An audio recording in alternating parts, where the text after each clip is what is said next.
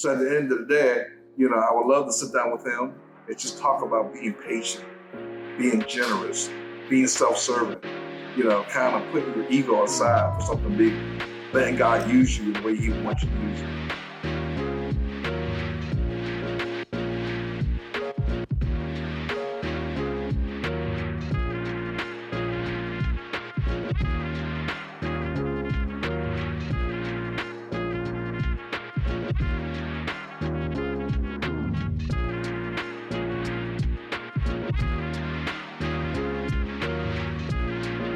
To the Speak Your Life podcast. My name is Andre. You already know what time it is. Make sure you hit that subscribe button whether on Apple Podcasts, Spotify, wherever you listen to your podcasting, especially if you're on YouTube. We wanted you to make sure that you're part of what we got going on, the great content that we have, and the amazing guests that we're going to have conversations with. With that being said, I want you guys to give a big welcome to my special guest, Thad, today. Man, he's a great guy. Man, and he's like, he owns a big black-owned cigar lounge. A cigar company, rather. And he's doing big things. His company has been around for a long time. It's in the family. They go years back, and we want to talk about that today to shed light on his story, his family story, and let's hear it. But before we get into that, how are you feeling out of 10 today? 1 to 10. 1 to 10. I'm about a 9 because it was a beautiful day in Atlanta. Yeah. I just finished playing golf. Nice. Got a shower. Okay. Here to really slam this podcast. Yeah. Make this thing happen. Yes, We're sir. Chop it up. Talk about some big things. Yes, sir. I love the hat, by the way. That's beautiful. Thank you. Yeah. Indoor, absolutely. I feel like it fits the vibe that's going on here. You know? Yeah. We had the cigar bank in Mm-hmm. Ghana. They converted an old bank. This is the vault. Exclusive cigar humidor. Mm-hmm. We in the VIP area. It doesn't get much better than this. That's right. You ready to speak your life? Oh, let's go. Let's talk. All right, let's do it. So, we like to talk about from when to why. The two most important things, in your life is like the day you were born and the day you understood why. So, real quick, let's get a couple minutes just talk about that. The area you were born, growing up, and then just like your journey to getting to here. Okay, excellent. Well, I'm originally from Key West, Florida. My family's from Cuba, Cubano Cigars. We've been in the business since the 1900s. Wow. We have Cuban seed grown in Nicaragua. Mm-hmm. My family has, my great-great-great-grandfather was a torsador, master roller. Okay. So I grew up in Key West, Florida. You don't meet too many people that have grown up in Key West, Florida. That's true. I went to Bethune-Cookman University, HBCU all day long. That's right. And then I migrated to Atlanta, Georgia. Mm-hmm. So, I'm a CPA, believe in building wealth, believe in making money, believe in really working hard, but giving opportunities to other people as well. Yeah, that's great. And so, you're taking the company to another level, and it's been how many generations? 4 or 5 generations? It's about 6 generations. 6 generations. Yeah. So, wow. so we go all the way back to Cuba.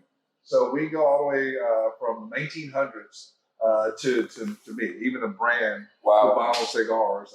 Each cigar has a significance. The Valdez is my grandmother's maiden name. The Kokomo is my dad's nickname. Wow. The Havana is where we're from, and then the Cuban blend, it's Asian cognac. It's a smooth smoke. So, we're all about building a big brand. We're black owned, black operated.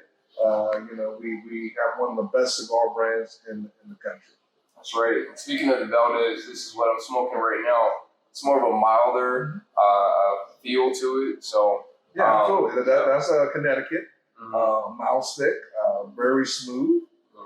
I'm smoking the Kokomo. This is a Cadella, a rare leaf, only found in Cuba. Cubano cigars are one of the only cigar brands that carry this in a full stick. Wow. So we're very proud of what's going on. And we're in the new Black Wall Street, can't forget that. That's right. Come by. That's right. New Black Wall Street, absolutely. Oh yeah, it's they got their booth set up there. It's nice. It's really colorful, good rich colors.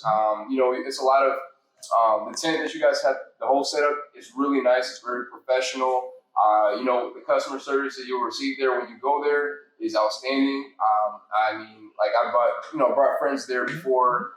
and stuff like that. So you guys do, a really outstanding job of just keeping it professional. Oh, absolutely. We're the Chick-fil-A of the cigar business. Mm-hmm. We're in the new Black Wall Street. You can put my retail shop anywhere from Stonecrest to Buckhead, and we'll turn heads. That's right. Everything we do is classy. Our motto is not just a cigar; it's a lifestyle. We're all about promoting lifestyles, lifestyle awareness. Cigars is about relaxing, chilling, having a viable conversation. Chopping it up, really getting to the core of what we need to talk about. Yeah. And so when it came to you were working, CPA. What made you finally realize, like, I want to transition, like, maybe from working for somebody else to just really going in and going full force with this business? Well, you really don't own anything when you work for someone else. Yeah. You're building someone else's brand. But, you have to build capital. The biggest obstacle for a business owner is cash flow. So, I still, I'm a controller, still a CPA. But I wanted to build a major brand, but I wanted to have heritage, have something that my children's children could really profit from. So I decided to build Cubano Cigars to bring back the heritage that we had originally. That's a lot of these cigar makers lose it over time. Well, a lot of cigar makers don't even have heritage in terms of going back to Cuba, the 1900s. Very few of them. So if my great grandfather was one of the ones that bought this industry to the United States, if I don't promote it, it would never be promoted again. So I made it my mission, not just to make money, but to promote it, to show the diversity of people of color, show that, hey, we've built a lot of things in this country and we're here to take it back. That's right. So, your wife is very involved in the business and it's, she's a great support. And obviously, without her having that involvement, it would be like, where would I be, Yeah. And so, it's good that, every time I walk by your booth, I see you and your wife, you're always involved. And I like seeing Black couples and Black families like that together, working together, and realizing that it's not about me, it's not about I, it's about we. How can we build together? How can we lay a foundation that, our children and children's children and so forth can, lay that legacy and build on top of that and go even further than you guys, have ever gone before. So, so I like, seeing that Absolutely. aesthetic. And then, how, when it comes to family business, what would you offer as some advice to people out there who, have hesitations about, I don't want to do a family business because, you have family drama and, all these things happening, the money, when it comes to money, people get funny, it's family and love is in the mix of it. And it's like, I don't like you this day. Like, how do you, what do you say to deal with all that? Well, if you can't live with someone, how could you live with someone and not build a business with someone? Yeah, that's true. The closest you can get to anyone in society is living with each other. Now, money, and people say money and family don't connect. Yeah. We never let it come down to that because we're going to be family first. We're passionate about the brand. Yeah. And it's not, when you're passionate about the brand, you're passionate about what you're doing, the money's going to come. We are in this business to be successful. Yeah. But also, we're here to help one another.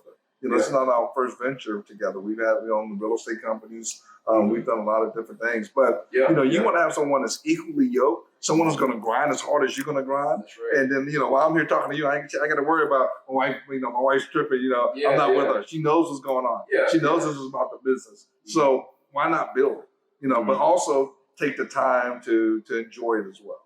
So, she came up with the marketing, she came up with the history. She's a big part of the motivation of me doing it. But at the end of the day, we're here to grow and grow strong. It's like a husband and wife team, the Jay-Z and Beyonce type vibe. Hey, we're going to sit up here. When it comes to making money, we're not husband and wives, we're business partners. When we walk out of the business, then we're husband and wives again. So we're all about that. And there's no ego. Money, money's not going to change us. Yeah. We came from not having a lot of money to making good money. So at the end of the day, we're not afraid to go back there. When you've been there, you're not afraid to go back there. So there's no ego about it. Yeah, that's true. So understanding that, ego, being conscious of the ego, and then that, I think that's the first step to like keeping it away from clouding your judgment, keeping it away from getting in the midst of like your strategies, your analysis, and your plans for the future, because sometimes emotions are tied with emotions tied with ego, and it doesn't mix well with logic and creating a pathway that will set you up for success. So that's really good that you said that. Yeah, and success comes by building something strong. Success comes by being persistent. Where I'm not here just to be the small little black brand in Stonehurst, Georgia. I'm here to totally dominate. Yeah. Everything I do is going to be high end. It's going to be very high quality, and I'm here to take over the market. So when you have that type of attitude, and you both are working towards that goal, and you understand where the mission is, you're going to hit that target each and every time. Yeah. Wow. So when it comes to marketing and things like that, I think sometimes that is one of the biggest components when it comes to a business, because you can have like the greatest, you can have the strongest tree, but if it's in the middle of the forest and nobody knows about it, then it's like, wow, the world missed out. So that's why, we want to make sure that we promote this as much as possible. We want to make sure we promote your business because you have a great product. Like, thank you. This is really great, and I need more people to know about this product. Absolutely. Seriously. Absolutely. Well, we do things like we're at the Cigar Bank. We're here at McDonough. We're at the new Black Wall Street, 8109 Mall Parkway. IG is Cubano_Cigars. That's we're about a lifestyle. Cigars are a byproduct of living a great life. Yeah. When I smoke a cigar, I want to be relaxed. I want to be on vacation. I want to be able to vibe. I want to have a good conversation. Two people are never going to argue over smoking a cigar. Yeah. You can have your worst enemy, put them in a chair, and say, "Let's smoke a cigar and chop it up." I guarantee you get to the root cause of the issue. Yeah. So, we like to talk about in the podcast, like, if life was looked at as a house, what would your house stand on? Like, what would be like a foundational pillar that your life would stand on? Wow, that's a great question. Well, life, I would say that being grounded in Christ first and foremost. I'm a Christian man. And my foundation. I'm not always perfect, but I follow the perfect man, and that's being Jesus. The foundation is really about. I did a motivational speech the other day.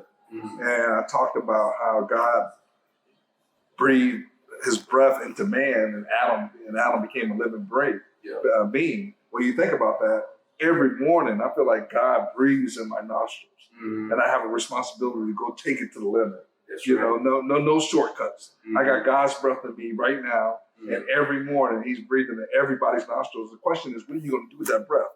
Are you going to sleep with it? Are you going to snore with it? Are you going to be lazy with it? Are you going to produce? Are you going to make something happen? It just gives me energy, and I'm like, you know what? I'm going to conquer. I have a purpose, and I'm not going to be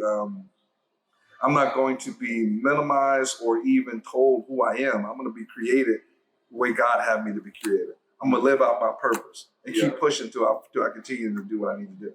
That's right. So I would say Christ is the foundation, but at the end of the day, each and every day, I have to prove that I'm I'm worthy to be called His child. Yeah. And when you have that type of attitude, life's going to throw you different curves, but at the end of the day, you're like, hey, listen. I'm a man of the Most High. I'm a son of the Most High. Yeah. At the end of the day, it may be a little brim today, but guess what? Tomorrow's gonna pick up. And when it's good, don't get too high either. Give Him the glory and say, you know what? It ain't me. He put me in this position. So continue to live life that way. Continue to build. Believe in yourself. Don't let the world tell you who you are. When you leave in the morning, know who you are. Know who you belong to. Know what you're doing. So I'm not passionate about it. Yeah. And things are good. God is good, man. God did, you know what I'm saying? I wish I came up with that one. Kelly stole it, so you gotta take that up with him. That's right.